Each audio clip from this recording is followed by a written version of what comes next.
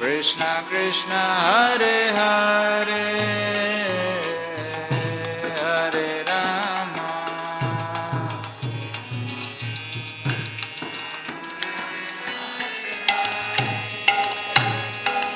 Hare Krishna Krishna Krishna Hare Hare Hare Rama Rama Rama Hare Hare Hare Krishna Krishna Krishna Hare Hare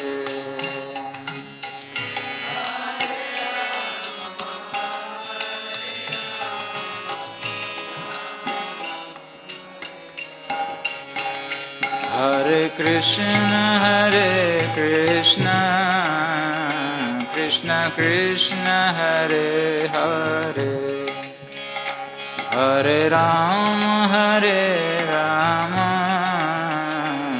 Rama Rama Hare Hare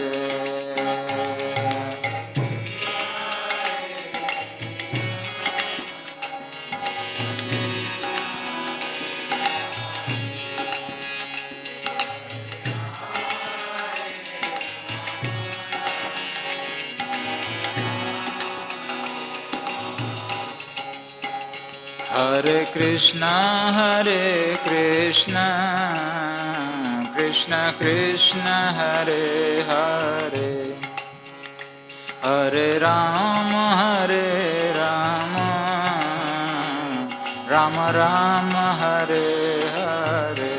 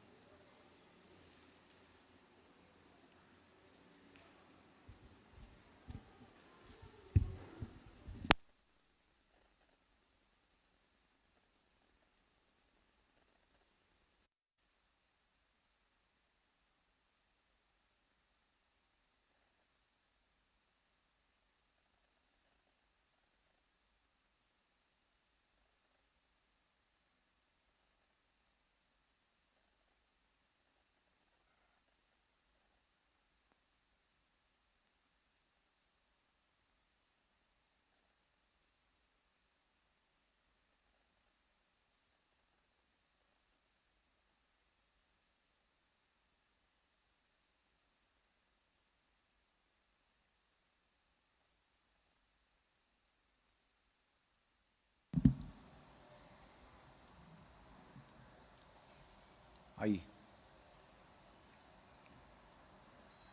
नहीं, उसका direction ऊपर है, थोड़ा नीचे करो, थोड़ा सा गिर जाता है ना। अभी ठीक है, वो गिर गया नीचे। ठीक है ठीक है।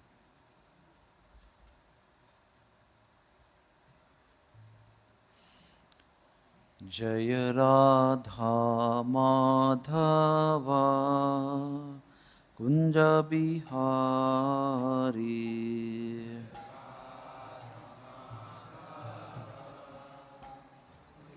माधवा कुंज बिहारी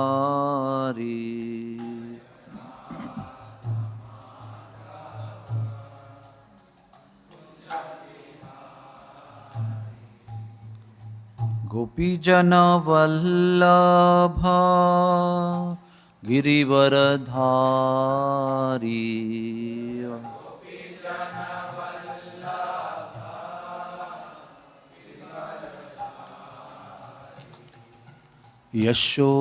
यशोदानंदन ब्रज जनरंजना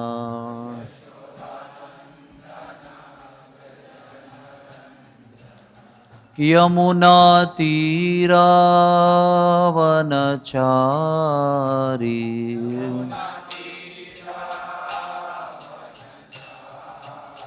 यमुनातीरावनचारी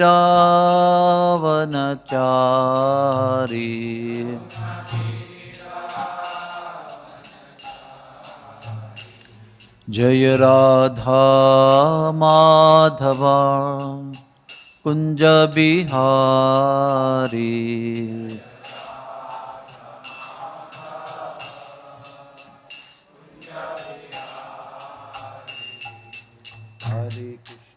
हरे कृष्णा कृष्णा कृष्णा हरे हरे, हरे राम राम राम हरे हरे।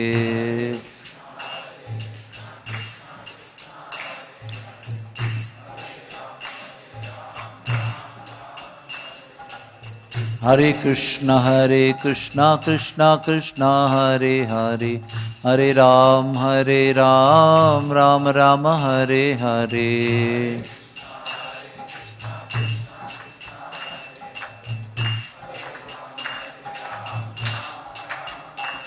जय प्रभुपादा जय प्रभुपादा, प्रभुपादा जय प्रभुपादा।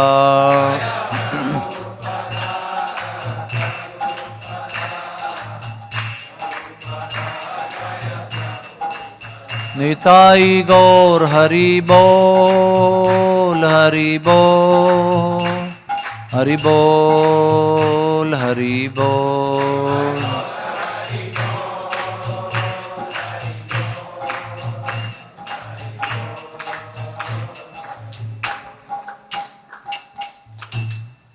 हरे कृष्णा।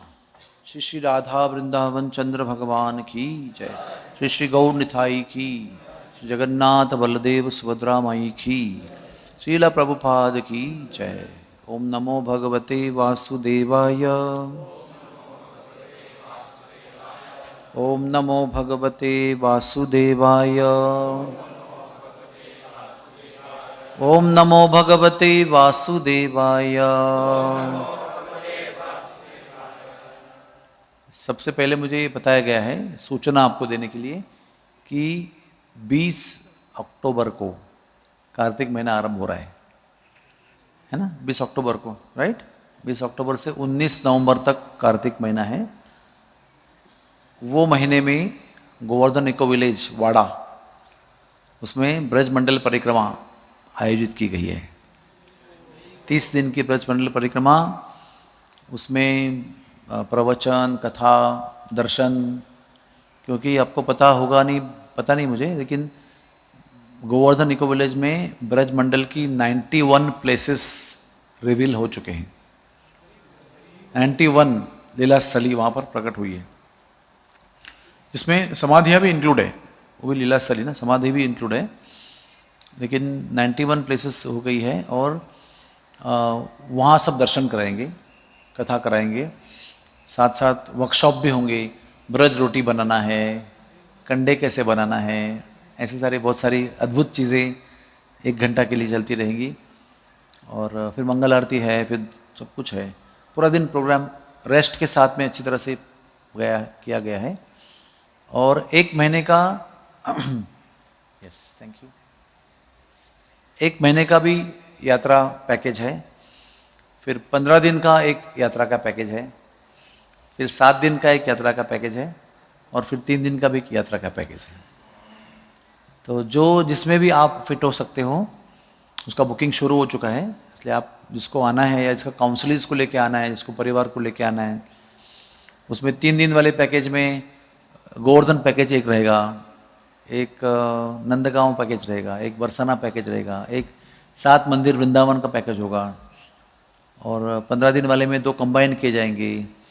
और उसके तो आप लोग जैसे बुकिंग करेंगे वैसे हम लोग उसका प्लेसमेंट करेंगे। और उसमें 20 तारीख से लेकर मिनिमम 4 नवंबर तक हर रोज़ मैं रहूँगा, और अगर टाइम मिलेगा तो 9 तारीख तक भी करूँगा मैं। उसके बाद में बाकी के स्पीकर्स आके कथा करेंगे, और कथा के साथ साथ फिर उस दिन जाएंगे दर्शन करने के लिए, सब दिखा के आएंगे। स्थान वो अलग होगा और कथा अलग होगी। कथा हॉल में होगी, क्योंकि उसमें बारिश होगी क्या, वी डोंट नो। सो फिर शाम को, हर रोज़ शाम को 5:40 को गोवर्धन पूजा होगी, 6 बजे दामोदराष्टक होगा, 6:20 को यमुना आरती होगी और उसके बाद 1 घंटा मान मंदिर भजन होंगे।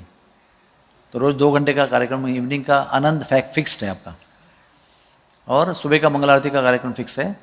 उसके बाद रेस्ट है, ब्रेकफास्ट है, कथा है।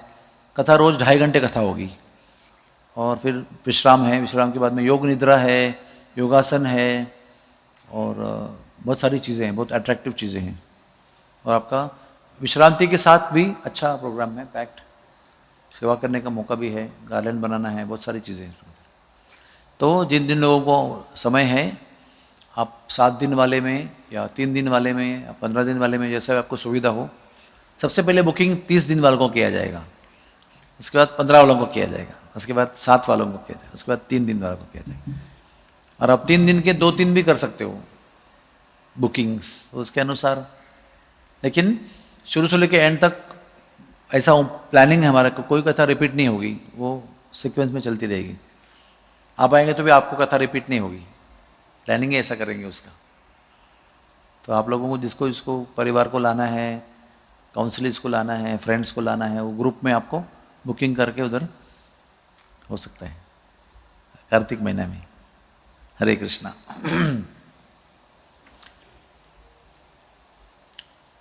मैं भी सोच रहा हूँ क्या बताऊँ आपको। ठीक है, कोई बात नहीं, राधा रानी कृपा करेंगी, कोई प्रॉब्लम नहीं।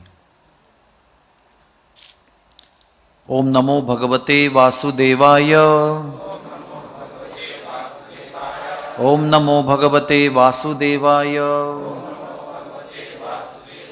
ओम नमो भगवते वासुदेवाय। हरे कृष्णा कृष्णा कृष्णा हरे हरे, हरे राम राम राम हरे हरे।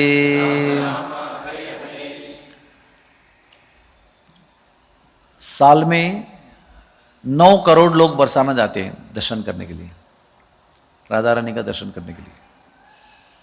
और सब लोग दर्शन करते हैं, स्थानों का दर्शन करते हैं, परिक्रमा करते हैं, बरसाना की परिक्रमा करते हैं और चले जाते हैं। बाकी जितने लोग हैं वो लोग सब वृंदावन में आते हैं, वो बांके बिहारी, राधा गोविंद जी मेन टेम्पल करके चले जाते हैं। इस्कॉन का मंदिर, प्रेम मंदिर, ऐसे मेन टेम्पल करके चले जाते हैं। लेकिन ब्रजभूमि जो है ना, वो जो रियल ब्रजभूमि है वो बहुत अंदर के स्थानों में होता है। और भगवान ने जो लीलाएं की है ना, वो ब्रज के वनों में की हैं। और जो प्रमुख मंदिर हैं 5-6, वही लीला स्थलियाँ हैं, बाकी तो बाद में बनाए गए हैं। जैसे राधा गोविंद जी का मंदिर तो लीला स्थली है, वो कैसे बना उसकी कथा है। सनातन गोस्वामी, रूप गोस्वामी। वैसे बरसाने में भी लोग बहुत कम आते हैं, उसमें से फिल्टर करके लोग बरसाना आते हैं, क्योंकि बरसाना एक विशेष जगह है, राधा रानी का घर है वो। हाँ, तो उसमें कुछ लोग आते हैं बहुत संख्या में दर्शन करने के लिए। पहले 7 करोड़ नंबर था, अभी 9 करोड़ हो गया है, क्योंकि अभी जैसे कलयुग बढ़ रहा है वैसे धार्मिकता भी बढ़ रही है। हम देख रहे हैं, वी कैन सी, हर एक वीकेंड में, चाहे उत्सव हो या ना हो, भारत भर में सभी पवित्र स्थानों में सब रूम बुक रहते हैं, चाहे फेस्टिवल हो या ना हो। इसका धार्मिकता बढ़ रही है। महाप्रभु जी का जो भविष्यवाणी थी वो सत्य होते हुए नजर आ रही। लेकिन मैं आपको इसलिए बता रहा हूँ कि उसमें से कुछ ही से 4-5 हज़ार लोग होंगे जो वहाँ आते हैं और वो कुछ सेवा करते हैं। आना, दर्शन करना बहुत अच्छा है, लेकिन हमारे परम पूज्य राधानाथ महाराज बताते हैं कि अगर आप ब्रज धाम में जाकर सेवा करते हैं और जाकर दर्शन करते हैं उसके बाद में, तो उस दर्शन का लाभ बहुत ज़्यादा होता है। क्योंकि सेवा करने से जो कृपा प्राप्त होती है, वो कृपा के साथ जब दर्शन करने जाते हैं भक्तों के साथ, तो उसका लाभ कुछ और है। और उसका इतिहास ऐसा है कि परम पूज्य राधानाथ महाराज वृंदावन पहुंचे, है ना। एक दिन अमृतसर निकले थे वो ट्रेन से, और ट्रेन में इतनी भयंकर भीड़ थी, एक स्टेशन पे वो उतरे थोड़ा सा हवा लेने के लिए, इतना अंदर पैक था। खिड़की से उतरे, सोचा कि खिड़की से वापस चले जाएंगे अंदर, लेकिन वो इतने लोग चढ़े उसके अंदर खिड़की से दरवाजे से कि वो चढ़ ही नहीं पाए। तो एक अनजान जगह पर वो प्लेटफॉर्म पर रह गए। तो उन्होंने पूछा ये क्या है, व्हाट इज दिस प्लेस, कौन सी जगह है ये? तो लोगों ने कहा मथुरा स्टेशन है ये। है ना, कैसा भाग्य है देखो, कोई प्लान नहीं वहां का, कुछ नहीं। इसलिए हमको पता होना चाहिए कि हमारे हृदय में प्रामाणिक इच्छा होनी चाहिए कभी भी। You should have a sincere pure desire, फिर भगवान उसको पूरी करेंगे ही करेंगे निश्चित रूप से। बस उसमें मिक्सचर नहीं होना चाहिए, कुछ स्वार्थ का मिक्सचर नहीं होना चाहिए। तो चले थे अमृतसर, कहीं वो कहीं था, वो क्या था, वो ऊपर जाते ना वो अमरनाथ, अमरनाथ, वहां पर शायद कुछ जाने का प्लान था उनका। उनके मित्र थे गहरी, वो मिलने वाले थे उनको वगैरह वगैरह, लेकिन फंस गए। अभी उधर उतर गए तो लोगों ने बोला ये मथुरा है, बोले इसमें क्या होता है? बोले कृष्ण की भूमि है। कृष्ण की स्थान है ये। अच्छा वाह, वेरी गुड। तो बोलते आज जन्माष्टमी है, आप लोग कहाँ जा रहे हो? चलो, मतलब अभी इंग्लिश हिंदी कैसा बात किया उनको ही मालूम, लेकिन we don't know how we communicated. लेकिन पता चला कि जन्माष्टमी है और सब लोग चल के मथुरा से वृंदावन जा रहे हैं। तो मथुरा वृंदावन जब पहुंचे तो उनको देखो, और एक प्रमाण है, आपका हृदय स्वच्छ होगा और आपका हृदय अगर प्रामाणिक होगा, आपके हृदय की इच्छाएं प्रामाणिक होगी, तो आपको अंदर से अनुभूतियां होंगी। जैसे ही वृंदावन में पहुंचे ना, तो उनको लगा कि this is the place of Krishna, यहाँ पर कृष्ण है। नहीं तो हम जाते वृंदावन में, बोलते वो बांकी बिहारी की गली में ना वो लस्सी अच्छी मिलती है और टिक्की अच्छी मिलती है, वो वहाँ पर गुलाब वाला फ्लेवर डालते हैं उसके अंदर, वो जाना ही चाहिए। अगर वृंदावन जाओगे ना, वो लस्सी बिना मत आना, उसके बिना वृंदावन की यात्रा पूरी नहीं होती है। अगर वहाँ नहीं गए तो वृंदावन जाके क्या किया आपने? This is our mind set, you know, we want to always enjoy. कहाँ पर जाकर भी बेस्ट खाने की चीज़ क्या है, बेस्ट पहनने की चीज़ क्या मिलती है, वो लाना, मतलब आपका यात्रा सफल, ऐसे सोचते हो। लेकिन उसी जगह पर भगवान भी बसे हुए हैं। आपका हृदय स्वच्छ होगा ना, आपको वो अनुभूति देंगे कि मैं यहाँ पर हूँ। तो जैसे ही वो विदेशी व्यक्ति ना, उनको क्या मालूम, विदेशी व्यक्ति प्रवेश करते उनको अनुभव हुआ कि कृष्ण यहाँ पर है, दिस इज कृष्णस प्लेस। फिर जाना था उनको कुछ देर के बाद में, फिर वो बहुत लंबी कहानी है, वो टाइफाइड हो गया उनको, फिर वो एडमिट हो गए, फिर बहुत सारा लंबा समय गया, वीज़ा ख़त्म हो गया। उसके बीच वो घनश्याम बाबा को मिले, और वो घनश्याम बाबा ना इतने अद्भुत बाबा थे। वो राजस्थान से आए थे, और राजस्थान से बचपन में आए थे अपने माता पिता के साथ में। वो एक राजा के पुत्र थे। राजा मतलब क्या, पूरा देश का नहीं, संस्थानिक हो, संस्थानिक, वो संस्थान हुआ करते थे और फिर राजा हुआ करते थे। तो भारत के इंडिपेंडेंस में वो सब संस्थानिकों को समाप्त करके पूरा देश बनाया गया सबको अच्छी तरह से। तो वो संस्थानिक के बेटे थे और राजा और रानी उनको लेकर आए थे ब्रज में। तो ये ना उधर ही रह गए। माता पिता बहुत परेशान हो गए, बोला ठीक है बाद में आ जाएगा, लेकिन वो आए ही नहीं और वहीं पर रह गए, फकीर बनकर रह गए। राजपुत्र थे वो, लेकिन फकीर बनकर रह गए। ऐसे ही ना एक बार जमुना जी के किनारे बैठे थे और ऐसे ऐसे हाथ मट्टी में घुमा रहे थे और फिर मट्टी में लिखते थे राधे राधे, और कुछ देर बाद उसको मिटाते थे, फिर वापस राधे लिखते थे। ऐसे ही बैठकर बहुत देर तक वो करते रहे। अभी हर बार राधे लिखेंगे और ऐसे करेंगे तो कुछ मट्टी निकल जाएगी ना उस तरफ, फिर आधे लिखेंगे, फिर करेंगे तो नोटी, ऐसे करते करते आखिरी बार एक बार जब ऐसा किया ना, तो ऐसा हाथ को ऐसा कुछ लगा, ऐसे हार्ड, जैसे समझो ये होता ज़मीन के अंदर, तो कैसे लगता, ऐसे लग गया उसको। तो देखा तो क्या है, कुछ नोकदार चीज़ थी उसके अंदर, पॉइंटेड। तो कुतूहल निर्माण हुआ, क्या है? जब खोदा ना तो राधा गोपीजन वल्लभ की मूर्ति मालूम निकली उसमें से। राधा गोपीजन वल्लभ, वो गोपीजन वल्लभ का मुकुट का पॉइंट था वो, जो उनको हाथ को लगा था। अभी गोपीजन वल्लभ कैसे मालूम पड़ा उनको?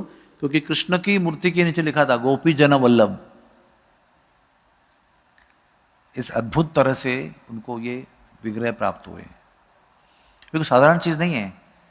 कोई जमुना में उनको विग्रह को क्या कहते हैं, विसर्जन करके गया होगा कोई व्यक्ति, फिर धीरे धीरे वो लहरों के आने जाने से वो रेती के अंदर दब गए होंगे, फिर वो बाहर आएंगे होंगे, फिर यहाँ बैठे हैं, ठाकुर जी को प्रकट करना था अपने आप को, इनके लिए प्रकट हो गए।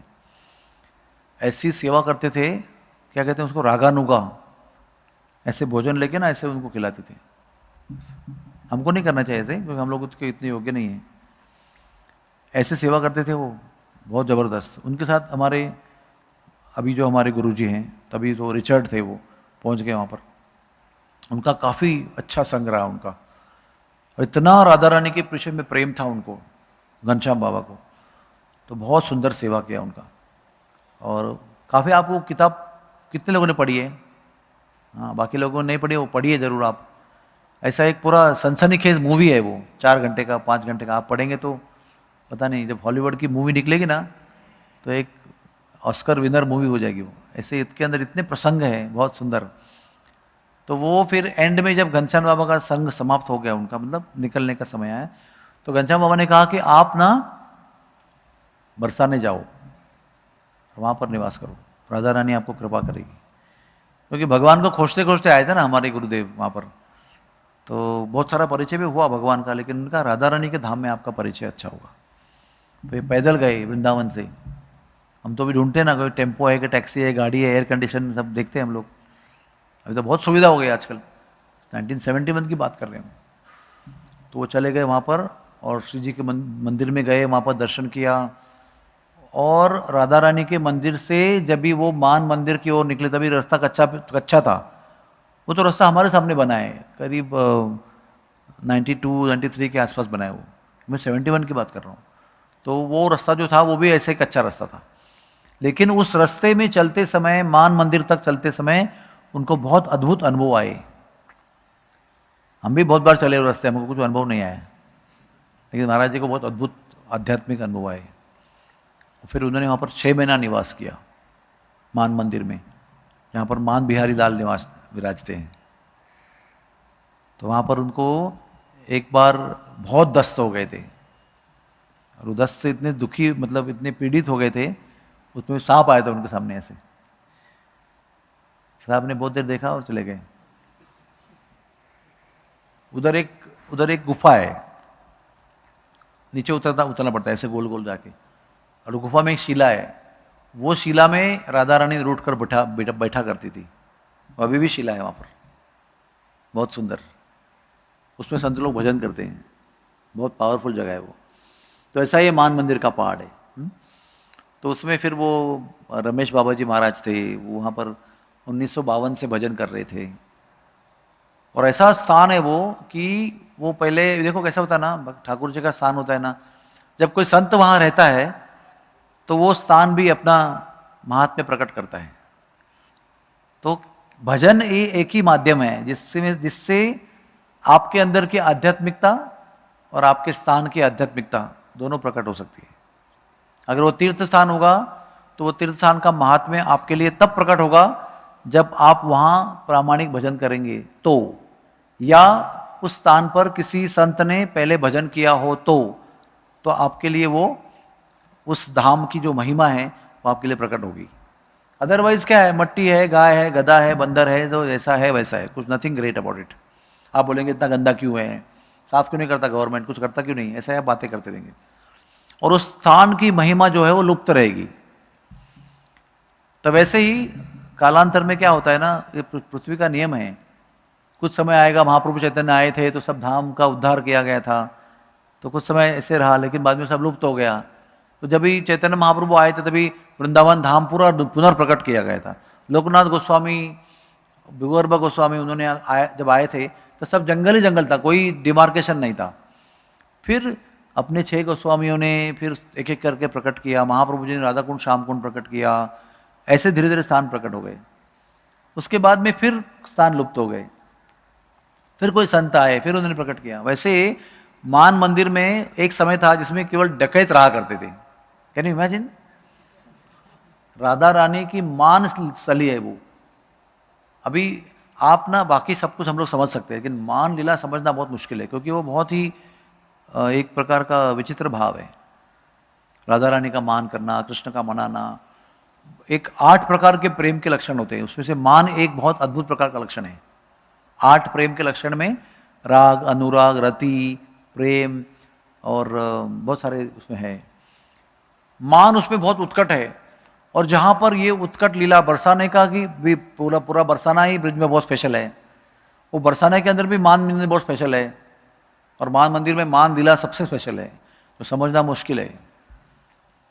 और इस जगह पर क्या हो रहा है, डकैत रहते हैं और क्या करते हैं, उनका डकैतों का चोरी का सामान है वो वहां पर स्टोर करते हो। तो you can imagine the contrast, क्या वहां का महात्म्य और क्या वहां हो रहा है। ऐसे स्थिति में रमेश बाबा जी वहां पर 1952 में पहुंचे और भजन करते थे अकेले। उनको तो जंगल में भजन करने की आदत थी पहले से, चित्रकूट के भजन में भजन किया था उन्होंने पहले। जंगल में रहना उनको अच्छा लगता था। राधा रानी के मान मंदिर की स्थली है तो रह गए वहां पर। तो डकैतों ने आकर उनको कई बार धमकाया, जान से मार देंगे, क्योंकि वो भजन करते थे वहां पर। तो डिस्टर्बेंस है ना उनके लिए भी, वो चोरी करके सामान लेके आ रहे हैं, कोई आके साधु भजन कर रहे हैं तो कोई संगी भी आएगा तो फिर हमारा भांडा फूट जाएगा, इसलिए वो परेशान हो गए। ऐसे आए बंदूक तान कर, चलो बाबा निकलो यहाँ से। बोले नहीं, हम भजन कर रहे हैं, राधा रानी के धाम में भजन कर रहे हैं, जान से मार देंगे। तो उन्होंने क्या जवाब दिया होगा, वेरी सिग्निफिकेंट जवाब दिया, बोला मरने के लिए तो आए हैं यहाँ पर। देख साधुओं का भाव कैसा रहता है, वो धाम में ऐसा एंजॉय करने चाहते नहीं है, they want to just live their life there. जीवन भर रह के भजन करना है और जीवन वहीं त्याग देना है। तो कहते हैं मरने के लिए तो आए हैं, अभी सबसे बड़ी धमकी किसको आप क्या दे सकते हो, जान से मारने की। वो बोला मरने के लिए आए हैं, तो फिर वो खुद चले गए, उनको वहां वही रह गए उधर। डाकू लोगों को जाना पड़ा। देखो सबसे बड़ा निर्भय किसको कह सकते हैं आप, जो मौत को नहीं डरता है। सब लोग मौत को डरते हैं, लेकिन जो वास्तव में मौत से डरता नहीं है उससे दुनिया भगवान भी डरते हैं। ब्रह्मा भी डरते हैं उनसे। तो फिर डकैत चले गए और धीरे धीरे धीरे भजन का प्रभाव देखो, सब डकैत चले गए, सब उनका स्टॉक चला गया, सब कुछ चला गया। और फिर मान मंदिर में फिर वापस भजन करने लगे लोग, भक्त आने लगे। हाँ, फिर मान मंदिर कुछ तक डेवलप हो गया। फिर वो ना वो घेवर बन है वहाँ पर, घेवर बन। घेवर बन क्या चीज़ है, बरसाना जो है ना वो 4 चीज से बना है। हाँ, खोर, खिरक, गिरी, घेवर। क्या बताया मैंने, खोर यानी रास्ता छोटा सा, सांकरी, खोर। एक हो गई खोर, ऐसे बहुत पतली गलियां हैं उधर, उसमें फेमस गली कौन है, सांकरी गली। फिर खिरक, खिरक यानी गाय को पानी पिलाने की जगह, मतलब जलाशय। और तीसरी चीज है गिरी, गिरी यानी भानुगढ़, दानगढ़, मानगढ़, विलासगढ़, मोरकुटी, ये सब अच्छी अच्छी पर्वत की चोटियां हैं। हाँ, राधा राधा कहिए कहिए, नित्य प्रति चढ़कर जाइए जाइए, रोज चढ़कर जाना चाहिए, दर्शन करना चाहिए, राधा का नाम पुकारना चाहिए, ऐसे प्रथा है। तो 4 गिरी है वहां पर। और लास्ट में क्या कहा है, खोर, खिरक, गिरी और गहवर। तो गहवर क्या है, वर्ड टू वर्ड मीनिंग क्या है उसका, भावनाओं की उत्कटता। मराठी में कहते हैं ना घईवर, मतलब जिसको कैसे कहे, मराठी में भी बोलते हैं ना उचंबळून आला था, उचंबळून मतलब जब भाव ऐसा प्रेम से निकलता है ना बाहर, तो उसको घईवर कहते हैं। तो वो गहवर वन है वहां पर, और नाम परफेक्ट है उसका, क्योंकि उसमें सबसे अंतरंग, पूरे बरसाने का भी अंदर का स्थान है वो, जिसमें राधा रानी की उत्कट लीलाएं, प्राइवेट लीलाएं होती है। वृंदावन भी ना 3 प्रकार के होते हैं। एक वृंदावन है जहाँ पर गाय चराते हैं भगवान, सब कुछ गैया चलाते हैं, ग्वाल बाल रहते हैं, सब कुछ रहता है, ओपन स्पेस है वो। वहाँ जानवर भी आते हैं, मोर भी आते हैं, पंछी आते हैं, गाय आते हैं, बैल आते हैं, कृष्ण आते हैं, सखा आते हैं, राक्षस भी आता है, सब कुछ होता है। एक होता है कुंज, यानी उसको दरवाजे नहीं होते हैं, वो भी फॉरेस्ट है लेकिन all side open, anybody can go, anybody can go. एक होता है निकुंज, निकुंज में केवल गोपियाँ और कृष्ण मिलते हैं, और वो सब जगह से बंद होता है, एक से सब बंद है, एक ही दरवाज़ा खुला है। वैसे एक ही दरवाज़ा खुला रहता है, उसमें एक गोपी खड़ी रहती है दरवाजे पे, और जो उसमें जाने के लिए योग्य है उसको ही एंट्री मिलती है, वो भी केवल females, only Krishna is a male. तो निकुंज है। फिर उसके आगे एक निवृत्त निकुंज है, उसमें केवल गिनी चुनी गोपियां ही जाती हैं, सब गोपियां जा सकती नहीं। और एक निज वृंदावन है सबसे अंदर, जिसमें केवल राधा कृष्ण ही जाते हैं और कोई सखी जाती नहीं। उसमें से है वो गेवर वन, लास्ट वाले में से। और वहां पर इतने गुप्त स्थान हैं, आज भी राधा रानी के मान मंदिर के नीचे, सिड्डी के नीचे बहुत सारे गुप्त रास मंडल है, जहां पर राधा रानी कृष्ण अकेले रास नृत्य करते हैं। बाकी प्रकट राजस्थल बहुत सारे हैं, लेकिन वहां पर गुप्त अंदर बहुत सारे छुपे हुए हैं। आप जाएंगे कभी घूम के अंदर तो आपको बहुत सारे रास मंडल मिलेंगे वहां पर। तो ये घेवर वन जो है, ये घेवर वन में बहुत अच्छी कोयल कुहू कुहू करती है, सखियाँ सजाती हैं उनको, ऐसे ऐसे रास्ते हैं अंदर, बहुत सघन वृक्षावली है, सब कमान कमान पूर्ण है, और उसमें से बेलियाँ बहती रहती है ऐसे ही, और राधा रानी को हाथ पकड़कर कृष्ण प्रवेश कराते हैं और उसको बेलियों को संवारते हैं। लता बेली द्रुम को सवारा करेंगे, यानी लता बेली उसको उठाकर रास्ता बनाना, चले जाना, ऐसे अंदर जाते हैं। फिर अंदर सब बहुत सुंदर व्यवस्था होती है। तो वो गहवर बन के उन्होंने, सब लोगों ने लकड़ी तोड़ करके सब नष्ट कर दिया था, इतना सुंदर स्थान। तो उन्होंने 46 साल संघर्ष करके उस गहवर वन इलाके को वन विभाग में कर दिया, सुरक्षित कर दिया उसको, क्योंकि अगर नहीं करते ना तो पूरा वहाँ पर सुनसान जमीन हो जाती, सब सघन वृक्षावली सब खत्म हो जाती। अब ये शुरू कहाँ से होता है? राधा रानी के मंदिर से लेकर पूरा बरसाना और आगे चित्रा सखी का गांव है। चित्रा सखी का गांव का नाम क्या है? चिकसोली। तो चिकसोली जब एंड होता है तो पूरा ये एरिया को गहवर वन कहते हैं। उस वन में बचपन में राधा रानी ने सारे पौधे पेड़, जितने भी छोटे वृक्ष, बड़े वृक्ष, विशाल वृक्ष, जितने भी वृक्षावली है वो सब राधा रानी ने वहाँ पर लगाई है, अपने हाथों से लगाई है, उसका हाथों से सिंचन किया हुआ है। तो जिस प्रकार से मायापुर राधा रानी ने अपने हाथ से बनाया है, उस प्रकार से गहवर वन भी राधा रानी ने अपने हाथ से बनाया है। Everything made by her own hand. उसका सिंचन और पालन पोषण सब राधा रानी ने किया है। उनका बहुत ज़्यादा प्रिय वन है वो। और बचपन में राधा रानी वेलियों के साथ में, कृष्ण वृक्षों के साथ विवाह करते थे। वृक्ष के साइड में कृष्ण और वेलियों के साइड पर राधा रानी, और राधा रानी और कृष्ण मिलकर वेलियों का विवाह वृक्ष से कराते थे। ऐसी जगह है वो। तो समझना में मुश्किल है ना ऐसा। गुड्डा गुड्डी का समझ सकते हैं, ये तुम्हारी गुड्डी मेरा गुड्डा विवाह कर सकते हैं, लेकिन यहाँ पर लीला ऐसी अद्भुत लीला है। वो गहवर वन में ऐसी लीला है कि वो पेड़ भी वृंदा देवी से बात करते हैं, और वृंदा देवी उनको बताती है कि आज की लीला में आपको क्या करना है। कोई जा नहीं रहा अंदर ना, अभी कोई गोपी नहीं जा रही है, लेकिन वृक्ष तो वही है ना, वृक्ष तो वहीं खड़े हैं, तोता मैना कोयल सब अंदर है, मनुष्य में कोई नहीं जा रहा है।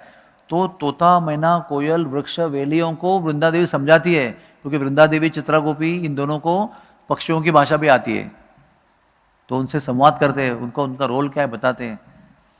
तो समय पर वो वृक्ष अपनी डाली ऐसे झुकाएगा, समय पर फूल ऐसे पहुंचा देगा, समय पर फल पहुंचा देगा। हाँ, आप कैसे देते हो ना प्लेट में, वैसे पेड़ डायरेक्टली देते हैं आपके सामने एकदम से फांदी आ जाएगी, ऐसे अब काट के खा लो उसको वापस ऊपर ऐसा ब्रज है। ब्रज का हर चीज चेतन है, और हर जो पेड़ है ना वो 3 प्रकार का उसका काम है।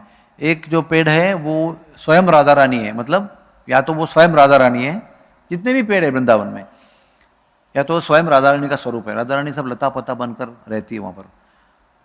सेकंड, साधु और ऋषि वहाँ पर पेड़ बनकर जन्म लेते हैं तप करने के लिए। और पेड़ों के अंदर ना बहुत ज़्यादा शक्ति होती है। पेड़ों के अंदर जो शक्ति हमारे अंदर नहीं होती, पेड़ के अंदर होती है।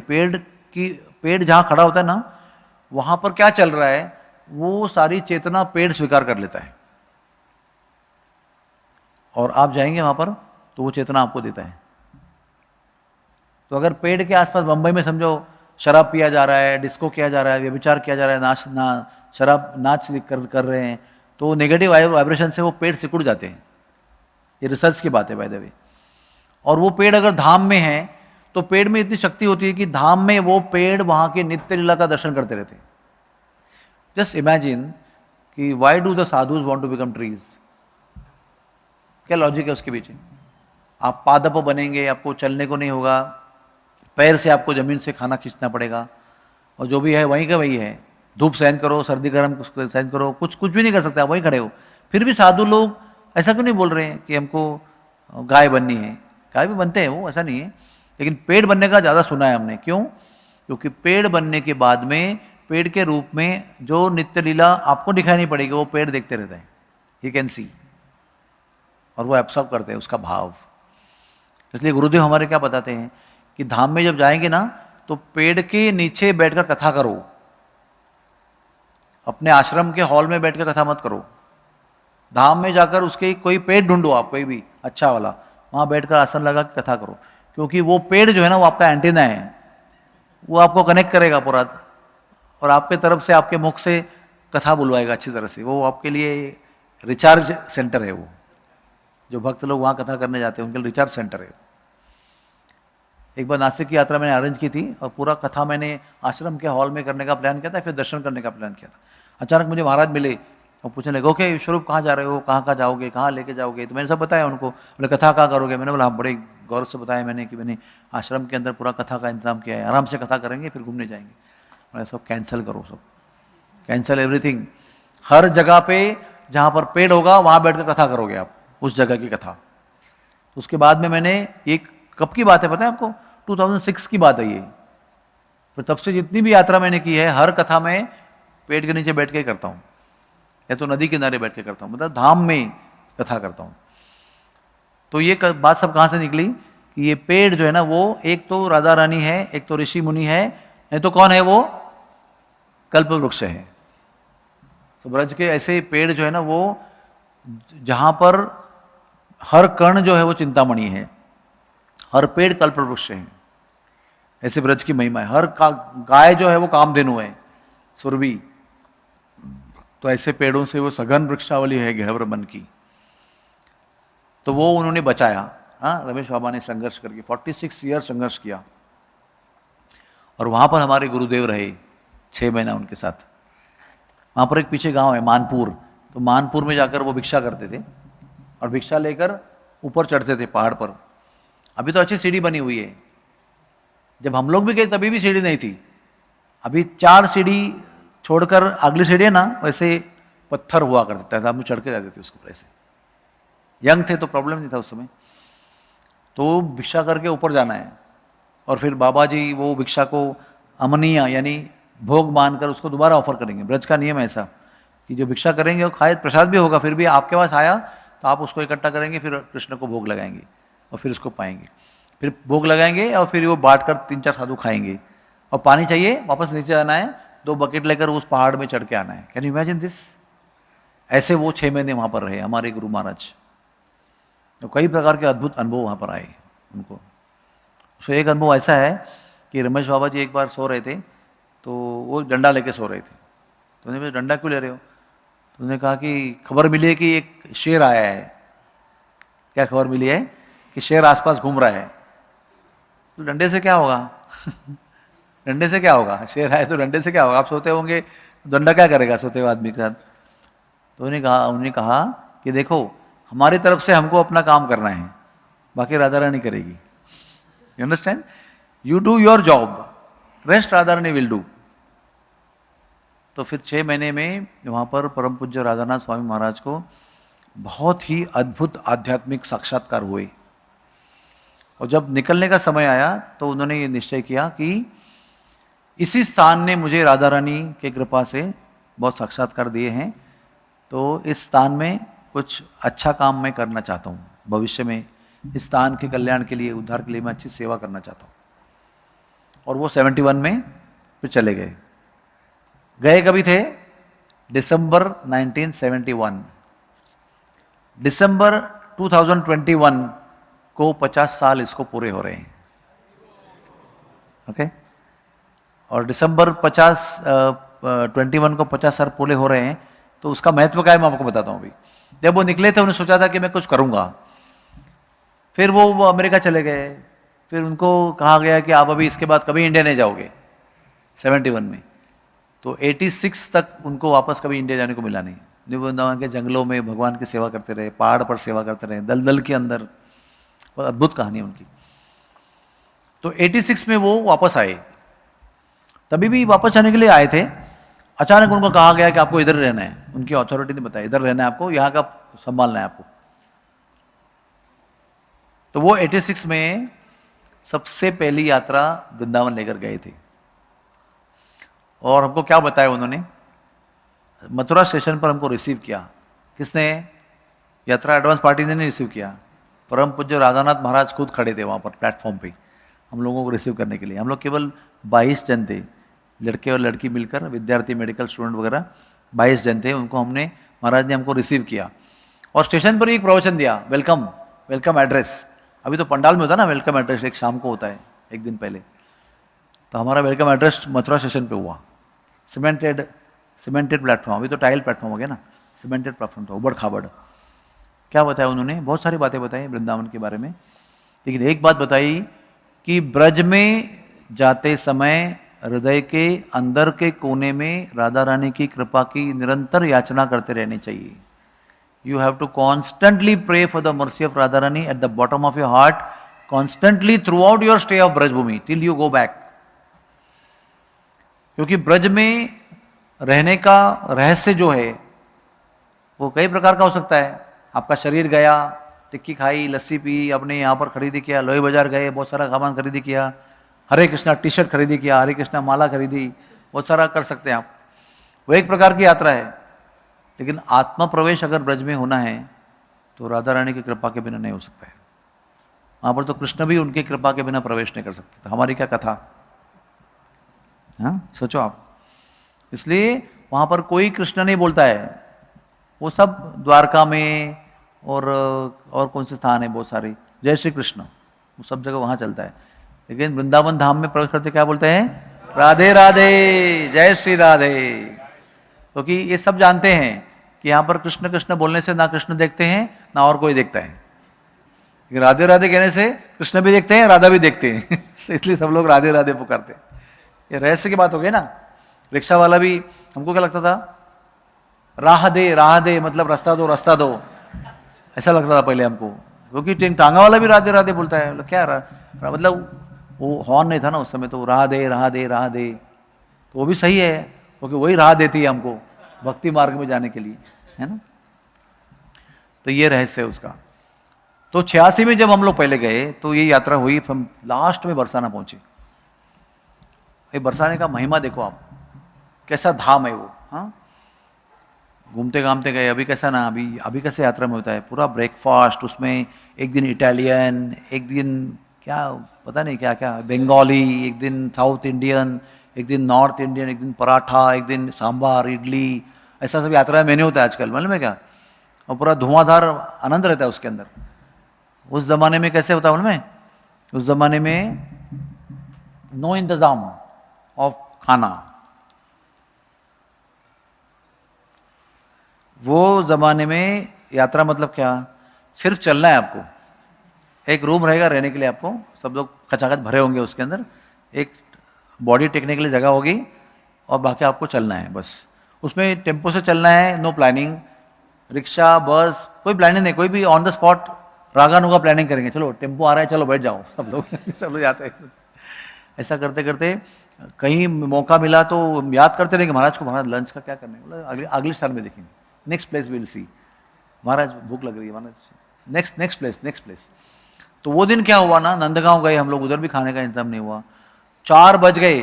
यात्रा शुरू कब मालूम होती है, यात्रा 4:30 मंगल आरती में सबको आना है, और मंगल आरती होते ही 4:15 बज गए ना, तुरंत वहाँ से निकलना है अंधेरे में। तो उधर कुछ ब्रेकफास्ट नाश्ता वास्ता कुछ नहीं होता है, चलते रहने का, कथा सुनते रहना, चलते रहना, कथा सुनते रहना है बस, महाराज साथ में चलेंगे अपने, कथा सुनते रहना है। तो ऐसे करके 4 बजे हम बरसाना पहुंचे। ऐसी भूख लग रही थी ना, 20-20 साल के लड़के थे हम लोग, सब लोग, प्रचंड भूख लग रही थी। घर में घुसे, सब लोग सो रहे थे घर में, पूरा किचन वगन साफ करके।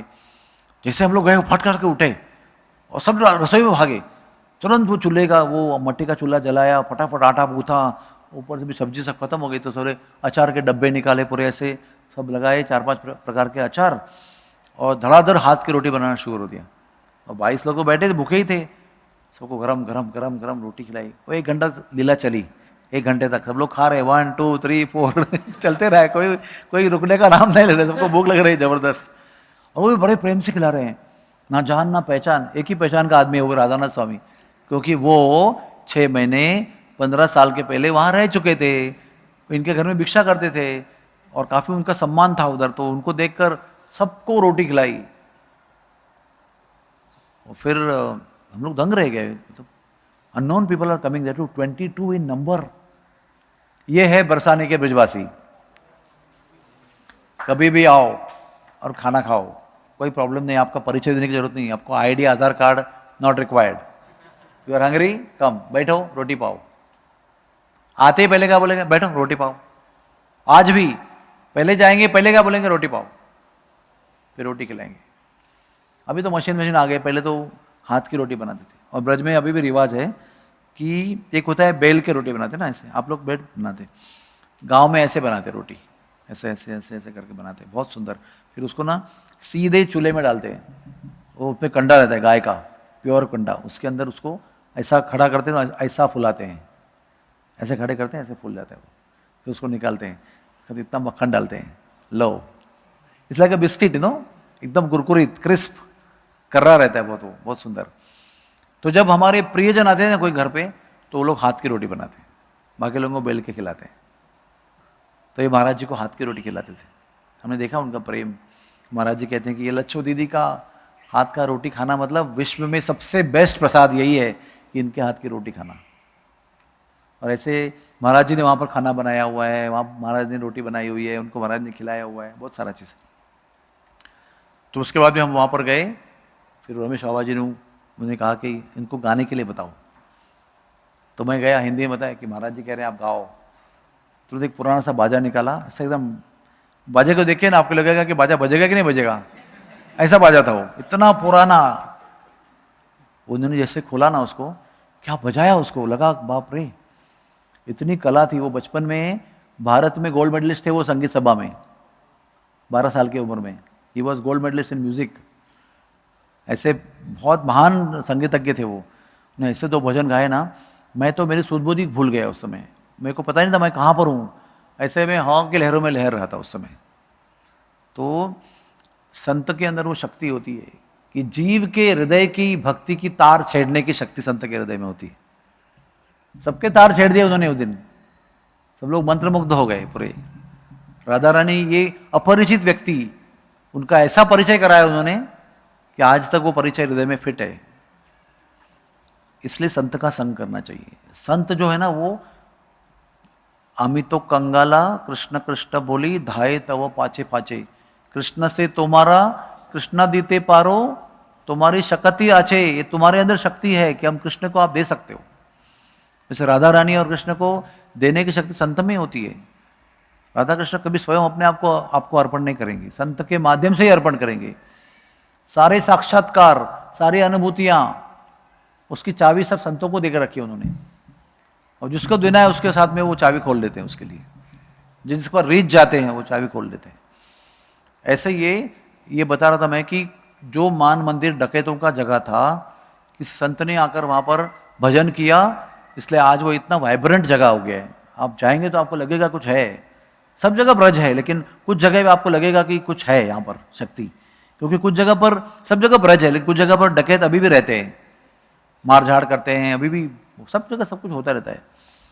तो उस स्थान का महिमा आपको कोई पता नहीं चलेगा, क्योंकि जिस जगह पर, पवित्र स्थान पर आप भजन करते हैं, वो स्थान व्यक्ति होने के नाते साक्षात्कार को रिवील करता है, प्रकट करता है। और जिस जगह पर, पवित्र स्थान में कोई व्यक्ति गलत काम करता है, 4 नियम तोड़ता है, पाप करता है, उस स्थान जो व्यक्ति है, वो स्थान व्यक्ति जो है अपनी महिमा को लुप्त कर देता है, फिर बिकम्स ऑर्डिनरी प्लेस। इसलिए धाम में हमेशा संतों के संग में जाना चाहिए, और धाम में जाकर कोई भी गलत काम नहीं करना चाहिए, सत्संग ही करना चाहिए, सेवा करनी चाहिए। तो फिर वो धाम संतों के माध्यम से उसकी महिमा हम तक प्रकट कर सकता है।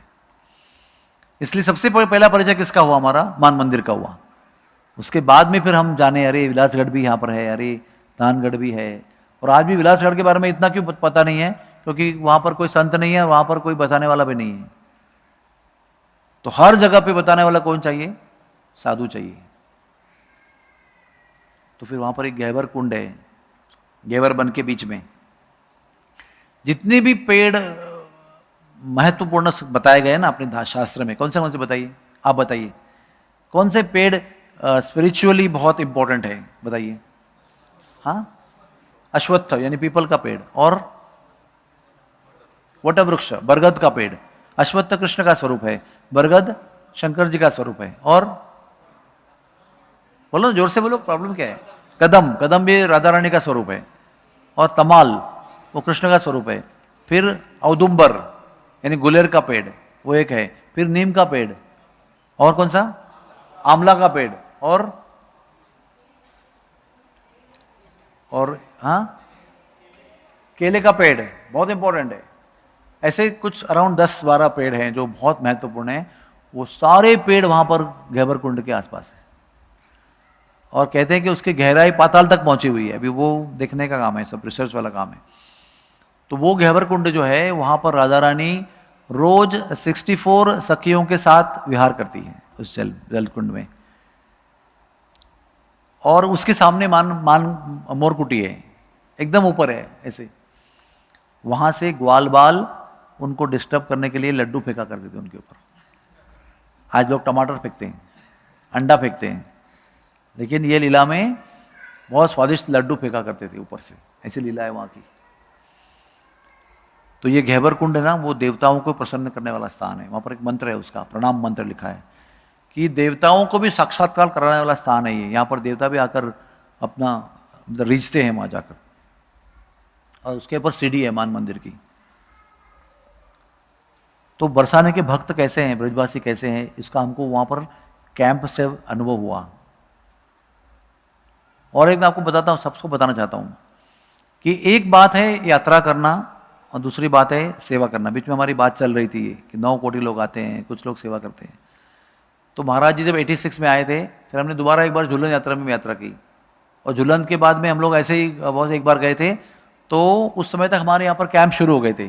तो हम जब वहाँ पर चले गए तो उन्होंने पूछा आप लोग क्या करते हो। तो हमने कहा हम लोग कैंप करते हैं, गाँव गाँव में सेवा करते हैं, हरिनाम करते हैं, प्रसाद बांटते हैं, ऑपरेशन करते हैं वगैरह वगैरह। अच्छा ऑपरेशन करते हैं, किस चीज़ का ऑपरेशन करते हैं। उन्होंने कहा आंखों का करते हैं। कितना करते हैं, 25 लोगों का करते हैं एक कैंप में। अरे यहाँ पर करो, हमारे बरसाने में इतनी जरूरत, सब लोग अंधे हो रहे हैं यहाँ पर, मोतियाबिंद का बहुत ज़्यादा यहाँ पर इलाज नहीं है, कुछ हॉस्पिटल नहीं, कुछ नहीं है, यहाँ पर क्यों नहीं करते हो। तो हम लोग ने महाराज को देखा क्या बोलना चाहिए, हाँ बोलना कि ना बोलना चाहिए, क्योंकि वो लेकर आए अभी बम्बई में कैंप कर रहे हैं। यहाँ पर कैंप करना मतलब 1500 किलोमीटर दूर है यहाँ से, बम्बई से। तो महाराज ने कहा हाँ करना चाहिए, वी शुड डू इट। तो एक बार हायर अथॉरिटी सैंक्शन दिया, मतलब yes we can do it. तो मैंने फिर ऑर्गेनाइज किया 92 में आंखों का। तो देखो ब्रजवासियों की कितनी महानता है। जिनके घर में 4 बजे घुसकर रोटी खाई थी बिना उसमें फ़ोन नहीं था, लैंडलाइन भी नहीं थी उस समय। लैंडलाइन होना भी एक प्रेस्टीज का था। हमारे घर में लैंडलाइन है, ऐसा एक समय था वो। तो ऐसे ही कोई फ़ोन करने का सवाल नहीं कि हम आ रहे हैं, रोटी तैयार रखो। जिसके घर में जाकर ऐसे ऐन मौके पर रोटी खाई थी पेट भर के, उन्होंने कहा पर कहाँ रहेंगे हम लोग कैंप में, हमारा क्या, हमारे घर पे रहो। क्योंकि देखा घर ऐसा, मतलब ठीक है बड़ा घर था, लेकिन ऐसा नहीं कि 50 कमरे उसके अंदर, ऐसे कैसे रहेंगे। आप चिंता मत करो, आ जाओ आप, हम कर देंगे आपकी व्यवस्था। तो हम लोग, हमको लगेगा कि क्या बात कर रहे हैं, क्या होगा इसके अंदर। उन्होंने ना 68 लोगों को अपने घर पे रखा। कितने लोगों को रखा, 68 people, boys and girls, doctors, nurses, सबको मिलके हम लोग घर में घुस गए उनके। उन्होंने टाट के घर बनाए, ओपन एयर में घर में जितनी ओपन जगह थी उसमें टाट के कमरे बनाए। टाट मतलब क्या होता है, वो जो चावल गेहूँ डालते ना, 100 किलो की बोरी होती है ना, बोरी, वो बोरी के कमरे बनाए डिवीजन डाल के। और एक खोलेंगे ऐसा तो एंट्री, और एक बाथरूम, उसके बाद एक रहने का कमरा, उसके बाद एक बाथरूम। और बाथरूम कैसे समझेगा, बाथरूम है कि घर है। बाहर एक माताजी बैठेगी और बताए कि ये बाथरूम है, इधर नहीं जाना है आपको, अगर जाना है। उस तरफ प्रभु जी का रहने का इंतजाम। और इतनी ठंड थी, हमको पता ही नहीं था। हमको लगा बॉम्बे में जनवरी में कितना प्लेजेंट होता है ना, इन जनवरी उधर मानो बर्फ पड़ने की खाली कमी थी बस। इतनी ठंड थी, बम्बई के लोग सब फ्रीज हो गए उसके अंदर। तो उन्होंने ना टाट के ही टॉयलेट बनाए, सब गड्ढे खोदे अंदर से अपने, और सब कवर करके उसके अंदर बाहर एक बड़ा भगोना रखा, पानी लेके जाना है उसके अंदर, अपना बिजनेस करके आना है लौट के। और पानी इतना ठंडा होता था कि ये सब, यू पुट योर फिंगर ना, you get a current, electric current लगेगा आपको, इतना ठंड होता था वो।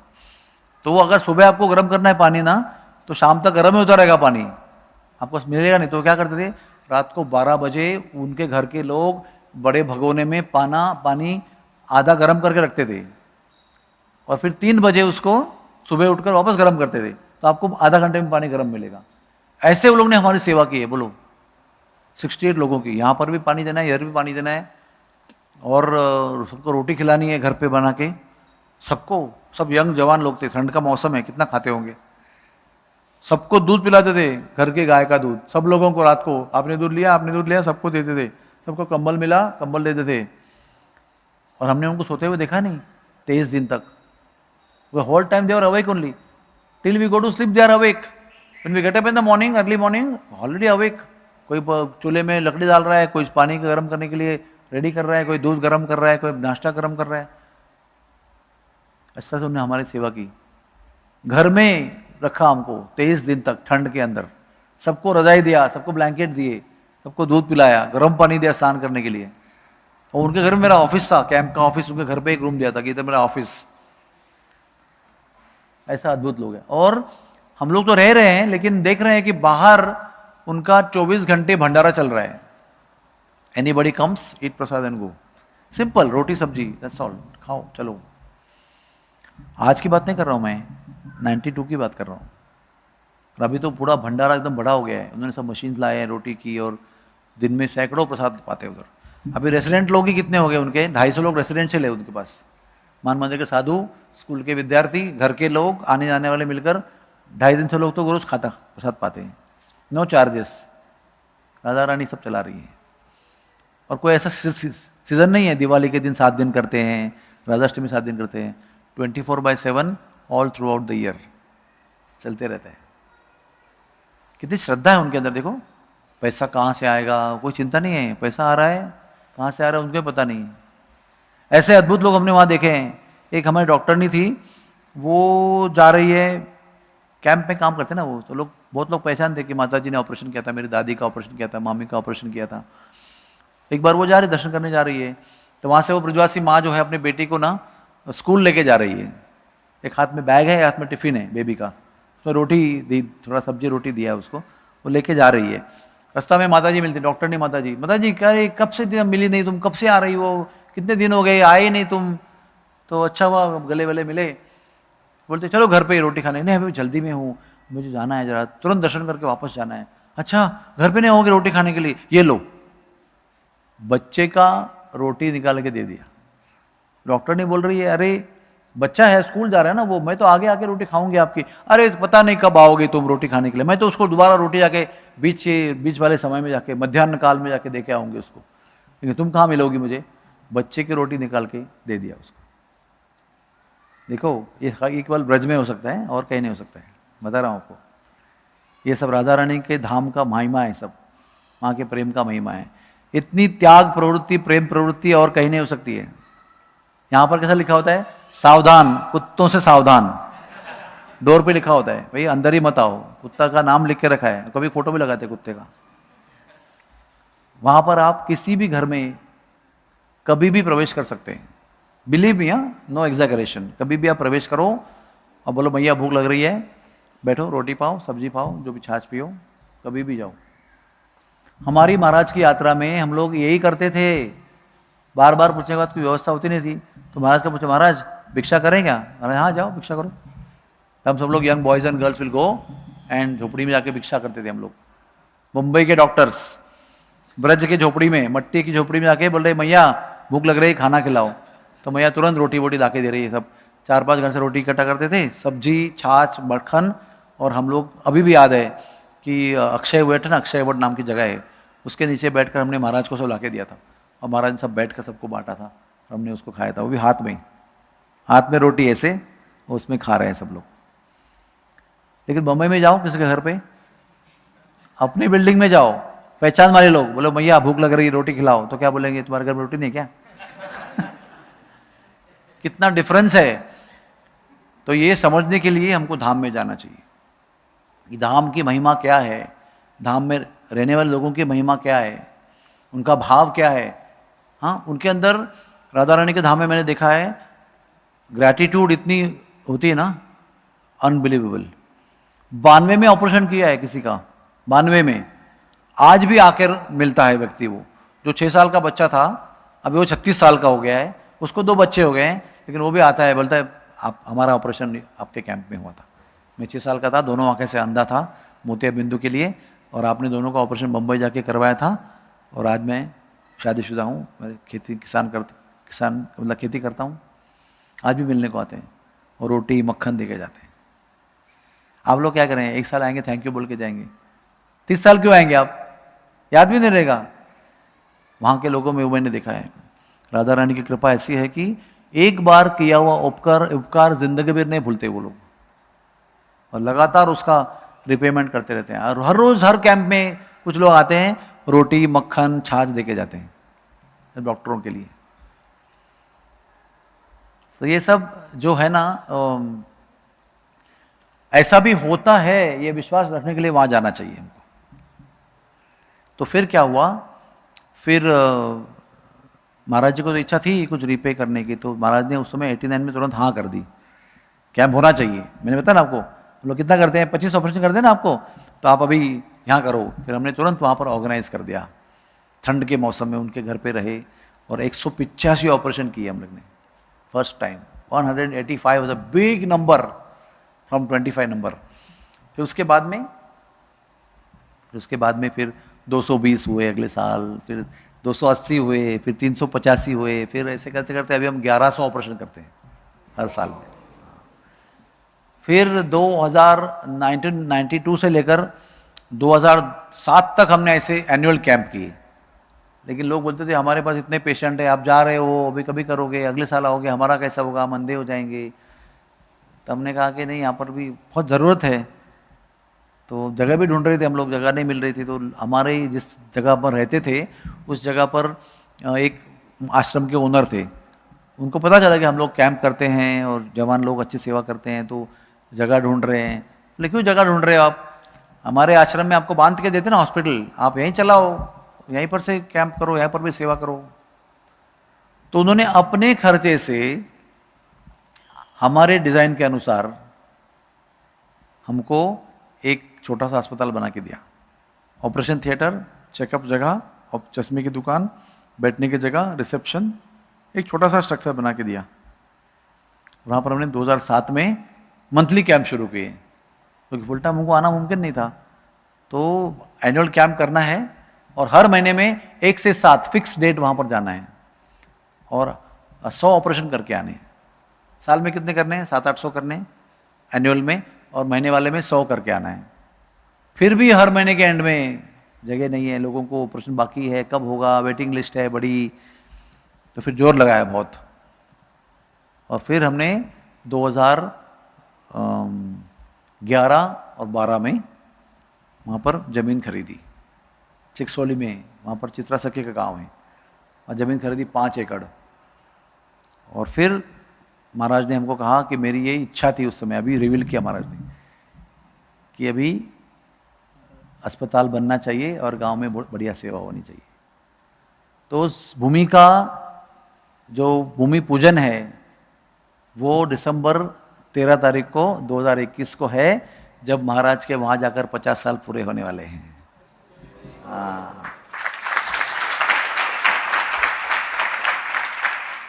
तो ये सब संतों की कृपा है।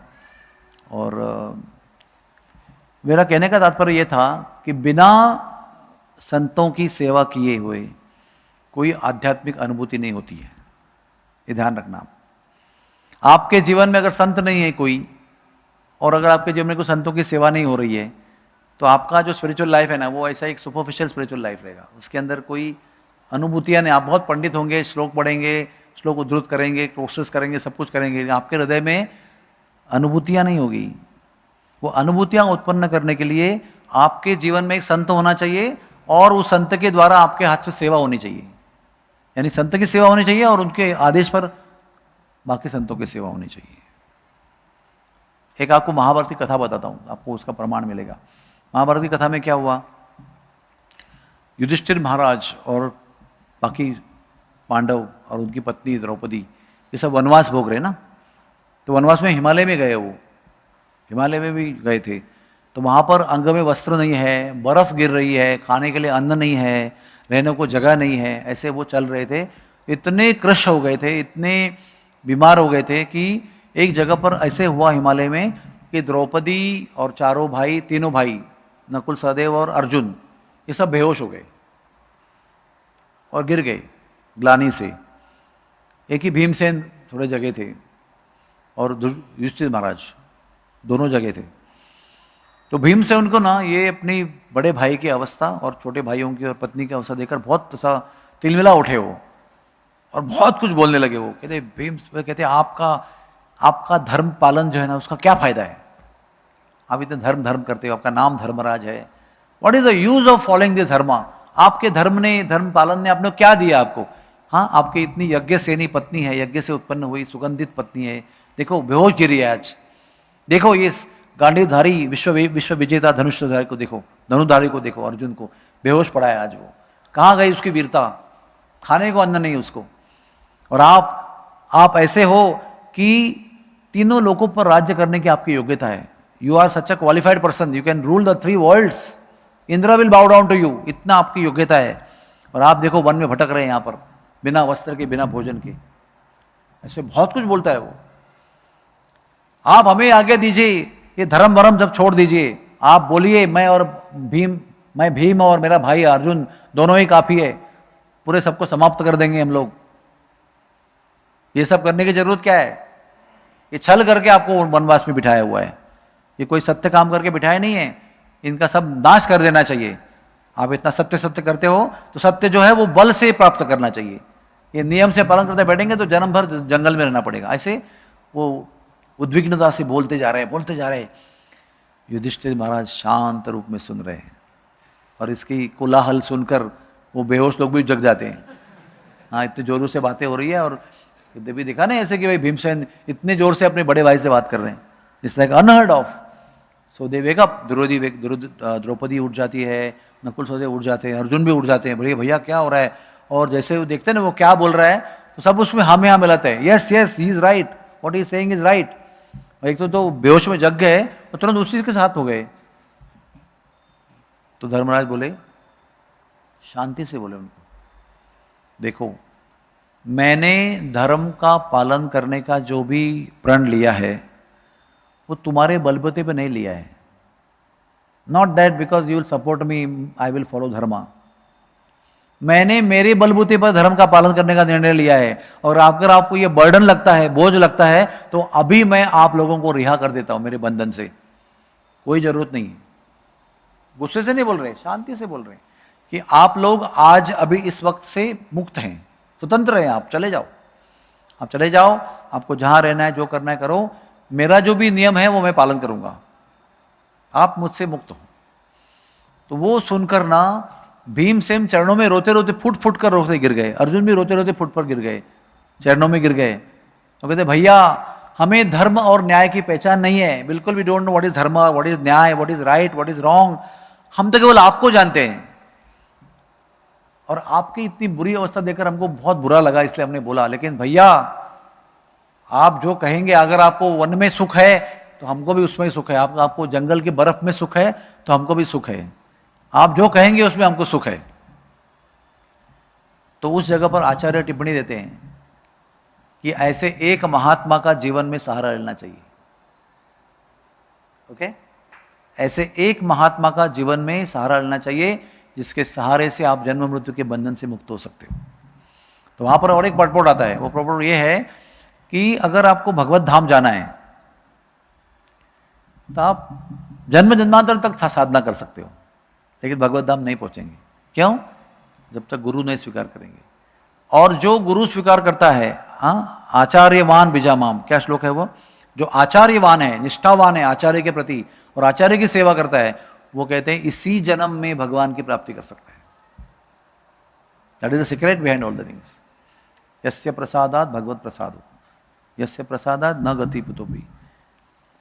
तो ये जो महत्वपूर्ण चीज है ना, ये अभी भी, ये कहाँ से निकली बात, ये कि धाम में हम जाते हैं, 50 बार मत्था टेकते हैं, यात्रा करते हैं, दान देते हैं, गाय दान करते हैं, क्या क्या करते हैं, नदी में स्नान करते हैं, उसका तब तक फायदा नहीं होगा, सब जमा रहेगा आपका अकाउंट, आप उसको एनकैश नहीं कर सकते, तब तक फायदा नहीं होगा जब तक आपके जीवन में कोई आचार्य गुरु संत प्रवेश नहीं करता है।